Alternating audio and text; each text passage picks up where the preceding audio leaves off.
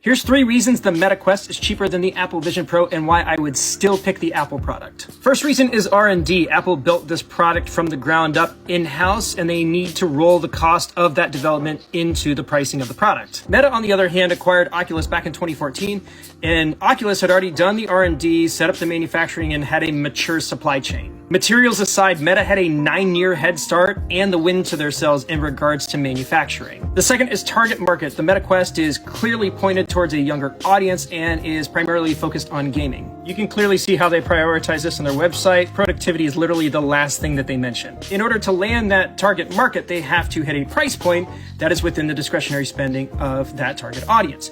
And they do that by making a product with cheaper materials and less processing power. Apple, on the other hand, doesn't seem to be really interested in this particular market. It says so in the name of the product. The Vision Pro is geared towards professionals and early adopters with that kind of discretionary money. It is designed and built to look and feel like a luxury product. This has been Apple's ethos for a really long time.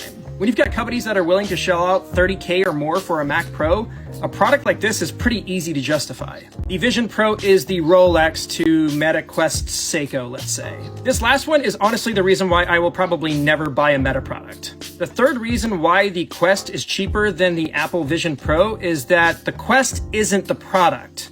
You are. Meta has built their entire empire on mining the data of their users to sell to third parties. The Quest is merely another data point for you as an end user. And Meta is going to take that information and sell it off to the highest bidder, which means they will go as far as to sell a product at a loss because they know that they're going to be making that money back on you. Apple, on the other hand, is very transparent about how they protect your data from companies like Meta. Their recent app tracking change in iOS cut Meta's net worth by billions overnight. If you watch the keynote, Apple talked extensively about security and encryption. So much so that they brought up things that a product like that could track and mine as far as data goes that I hadn't even considered before. So in order for Apple to make that money back, it has to cost more. Because other than ancillary subscription services or things that they link to the hardware, Apple only gets paid once when you purchase a product like this. So that's my take. Can you think of any other reasons? Leave those in the comments.